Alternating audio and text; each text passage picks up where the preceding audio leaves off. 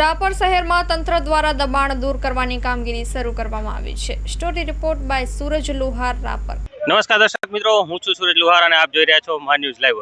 દર્શક મિત્રો, અત્યારે તમે આ જે દ્રશ્યો જોઈ રહ્યા છો તે રાપર શહેરના છે અને રાપર શહેરની બાજુમાં જે આપણે નગાસર તળાવ જે આવેલું છે તેની સામે એક્ઝેક્ટ સામે આ જે છે રેસ્ટોરન્ટ જે છે તેનું પાકું દબાણ જે છે એ હાલમાં તંત્ર દ્વારા દૂર કરવામાં આવી રહ્યું છે અને પોલીસના ચુસ્ત બંદોબસ્તની સાથે જે છે આ દબાણ દૂર કરવામાં આવી રહ્યું છે અને હાલ હું આપને અહીંના લાઈવ દ્રશ્યો જે છે એ બતાવીશ।